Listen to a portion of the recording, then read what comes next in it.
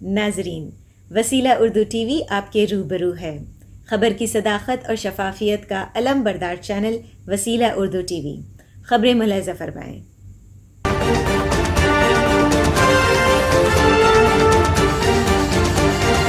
افغانستان کا سفارتی عملے کو واپس بلانے کا فیصلہ مایوس کن، پاکستان کا بیان۔ افغانستان نے اسلام آباد میں اپنے سفیر کی بیٹی کے اغوا کے واقعے کے بعد پورے سفارتی عملے کو واپس بلا لیا۔ پاکستان نے اس اقدام پر افسوس کا اظہار کرتے ہوئے کہا کہ افغانستان کو اس فیصلے پر نظر ثانی کرنی چاہیے۔ پاکستانی وزارت خارجہ نے افغانستان کی جانب سے اسلام آباد سے اپنے پورے سفارتی عملے کے واپس بلانے کے فیصلے کو افسوسناک اور مایوس کن قرار دیا ہے۔ پاکستانی دفتر خارجہ نے اس حوالے سے اپنے ایک بیان میں کہا، ہم امید کرتے ہیں کہ افغانستان کی حکومت اپنے اس فیصلے پر نظر ثانی کرے گی۔ 16 جولائی جمعہ کے روز اسلام آباد میں متعین افغان سفیر نجیب اللہ علی خیل کی بیٹی سلسلہ علی خیل کو مبینہ طور پر بعض نامعلوم افراد کی جانب سے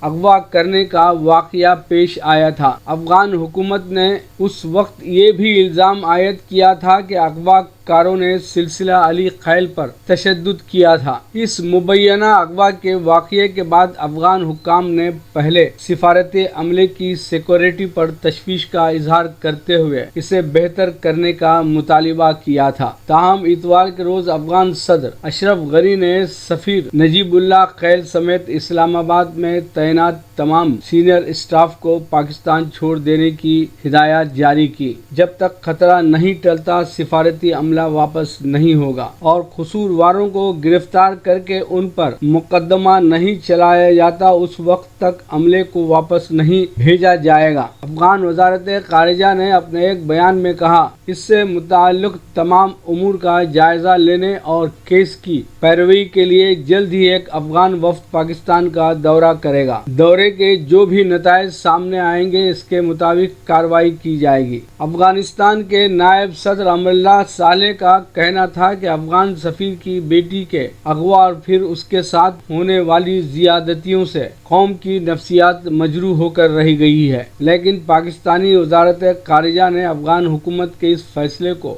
افسوسناک بتاتے ہوئے کہا کہ پاکستانی حکام وزیر اعظم عمران خان کے احکامات کے بعد سے اس مبینہ اغوا اور حملے کے واقعے کی اعلیٰ سطح پر تفتیش کر رہے ہیں۔ سفیر، ان کے کنبے اور پاکستان میں افغانستان کے قونصل خانے کے عملے کی سیکورٹی کو بھی مزید سخت کر دیا گیا ہے۔ پاکستانی وزارت خارجہ نے کہا کہ اب تک کی تفتیش سے پتہ چلتا ہے کہ اغوا نہیں کیا گیا تھا۔ ان کا کہنا تھا، میں پوری قوم کو بتانا چاہتا ہوں کہ یہ ایک بین الاقوامی ریکٹ ہے، ایک عالمی سازش، اور یہ بھارتی خفیہ ایجنسی کا ایک ایجنڈا ہے۔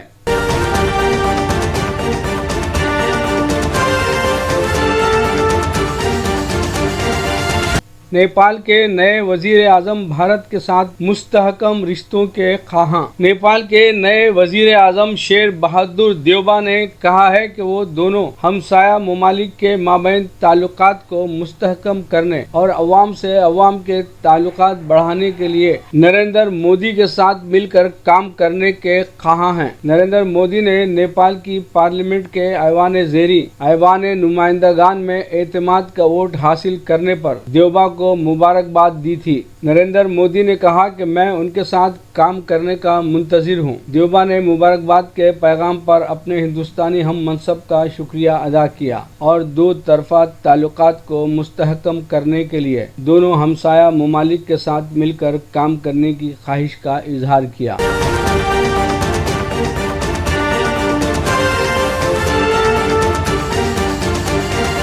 یوگی دوبارہ وزیر اعلیٰ بنے تو یو پی چھوڑ دوں گا، مشہور شاعر منور رانا کا بیان۔ اتر پردیش اسمبلی انتخابات 2022 کی تیاری کے لیے جہاں سیاسی پارٹیاں جوڑ توڑ میں لگی ہوئی ہیں تو وہیں زبانی جنگ بھی مانسون کے درمیان یو پی کے درجہ حرارت کو بڑھا رہی ہے۔ اس درمیان مشہور شاعر منور رانا نے کہا کہ اگر اویسی کی وجہ سے یوگی آدتیہ ناتھ دوبارہ ریاست کے وزیر اعلیٰ بنے بنے تو وہ یہ ریاست چھوڑ کر چلے جائیں گے۔ اویسی کے یوپی میں الیکشن لڑنے پر منور رانا نے کہا کہ اویسی اور بی جے پی ایسے دو پہلو ہیں جو صرف دوسروں کو دکھانے کے لیے لڑ رہے ہیں تاکہ دونوں کا پولرائزیشن ہو سکے اور بی جے پی کو فائدہ ہو۔ منور رانا نے مزید کہا کہ اگر اتر پردیش کے مسلمانوں میں تھوڑی بھی عقل ہوگی تو وہ کبھی اویسی کو ووٹ نہیں دیں گے، اور اگر مسلمان اویسی کی طرف جاتے ہیں اور بی جے پی کی سرکار بننے کے بعد یوگی آدتیہ ناتھ دوبارہ ریاست کے وزیر اعلیٰ بنتے ہیں تو میں منور رانا اتر پردیش چھوڑ کر چلا جاؤں گا، کیونکہ اب یہ ریاست مسلمانوں کے رہنے کے لائق نہیں بچی ہے۔ منور رانا نے گزشتہ دنوں اے ٹی ایس کی بڑی کارروائی کے بعد القاعدہ سے رابطہ کے الزام میں گرفتاریوں پر بھی سوالات اٹھائے ہیں۔ منور رانا نے کہا کہ جن لوگوں کو دہشت گرد بنایا جا رہا ہے وہ اتنے غریب ہیں جو باقاعدہ زندگی جی نہیں سکتے، ان کو القاعدہ سے وابستہ بتایا جا رہا ہے۔ مجھے ڈر ہے کہ میں بھی پاکستان مشاہرے کے لیے جاتا رہتا ہوں، اے ٹی ایس مجھے بھی دہشت گردی اور طالبانی سمجھ کر نہ اٹھا لے جائیں۔ منور رانا نے مزید کہا کہ آبادی کنٹرول کی بات کرنے والی سرکار پہلے خود اپنے ایم ایل اے کے گھروں کا جائزہ لے۔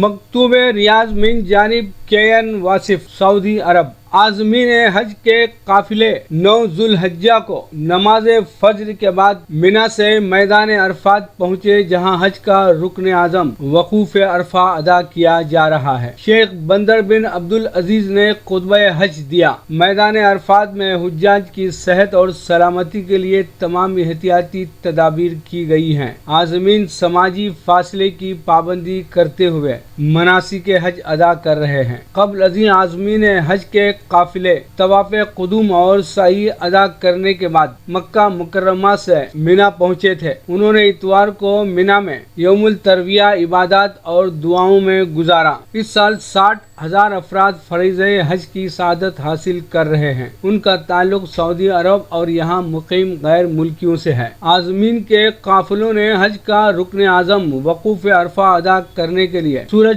طلوع ہونے پر میدان عرفات کا رخ کیا، جہاں وہ سورج غروب ہونے تک عبادات کریں گے۔ سعودی حکومت نے میدان عرفات کی حدود متعین کرنے کے لیے علامتیں نصب کی ہیں۔ میدان عرفات میں حجاج کسی بھی جگہ قیام کر سکتے ہیں، تاہم سعودی حکومت نے کورونا وبا سے بچاؤ کے پیش نظر حجاج کے لیے خصوصی خیمے نصب کرائے ہیں، جہاں سماجی فاصلے کی مکمل پابندی کا اہتمام کیا گیا ہے۔ حجاج کے قافلے سورج غروب ہونے کے بعد نماز مغرب ادا کیے بغیر میدان عرفات سے مزدلفہ کے لیے روانہ ہو گئے۔ مزدلفہ میں حجاج نے مغرب اور عشاء کی نمازیں ایک اذان اور 2 تکبیروں کے ساتھ ادا کی اور رات مزدلفہ میں گزاریں گے۔ لیجیے اب پیش ہے ہمارا پروگرام وقفہ ادب۔ وقفہ ادب میں صابر کاغذ نگری کو سماعت فرمائیے گا۔ غزل کا مطلب سماعت فرمائیں۔ شب ہجر اور جگنو میری دسترس سے باہر، شب ہجر اور جگنو میری دسترس سے باہر، پری پیکروں کا جادو میری دسترس سے باہر، پری پیکروں کا جادو میری دسترس سے باہر، یہ ہجوم تتلیوں کا بھلا کیسے قید کرتا، یہ ہجوم تتلیوں کا بھلا کیسے قید کرتا، بھلا کیسے قید کرتا، گلوں کی بھینی خوشبو میری دسترس سے باہر، یہ گلوں کی بھینی خوشبو میری دسترس سے باہر، میں سنا سکا نہ ان کو میری داستان ہجران، میں سنا سکا نہ ان کو میری داستان ہجران، میری داستان ہجران، شب غم ستارے ہر سو میری دسترس سے باہر، شب غم ستارے ہر سو میری دسترس سے باہر، تیری آنکھ سے رواں ہے تیرے درد و غم کا دریا، تیری آنکھ سے رواں ہے تیرے درد و غم کا دریا، تیرے درد و غم کا دریا، یہ پلک پلک کے آنسو میری دسترس سے باہر، یہ پلک پلک کے آنسو میری دسترس سے باہر، نہ پکڑ سکا انہیں میں نہ تو میرے ہاتھ آئے، نہ پکڑ سکا انہیں میں نہ تو میرے ہاتھ آئے، نہ تو میرے ہاتھ آئے، تیری یاد کے تھے آہو میری دسترس سے باہر، تیری یاد کے تھے آہو میری دسترس سے باہر، بڑے ناز ہی سے پالا تجھے ہر قدم سنبھالا، بڑے ناز ہی سے پالا تجھے ہر قدم سنبھالا، تجھے ہر قدم سنبھالا، تھی حیات مختصر تو میری دسترس سے باہر، تھی حیات مختصر تو میری دسترس سے باہر،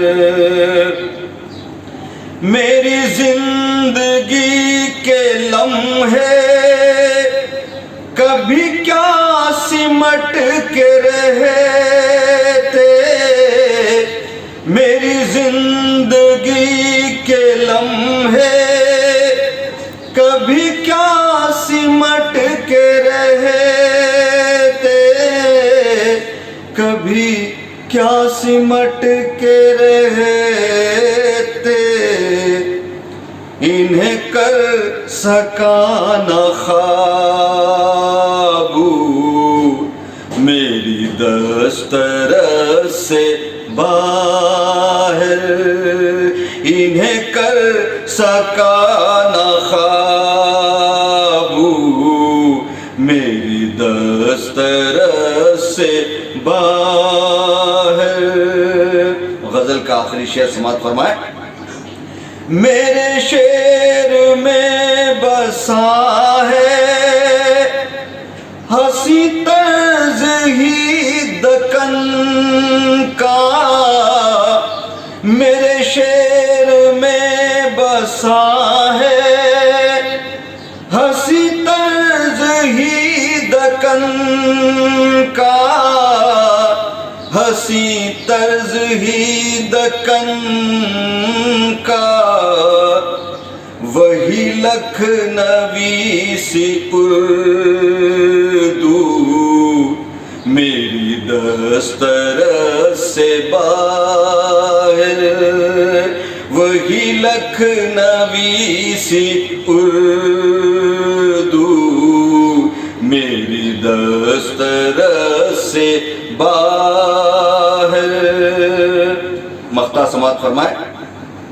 میرا عہد و پیما صابر، میرا امتحان ٹھہرا، میرا عہد و پیما صابر، میرا امتحان ٹھہرا، میرا امتحان ٹھہرا، رہی گیسوؤں کی خوشبو میری دسترس سے باہر، رہی گیسوؤں کی خوشبو میری دسترس سے باہر، رہی گیسوؤں کی خوشبو میری دسترس سے باہر۔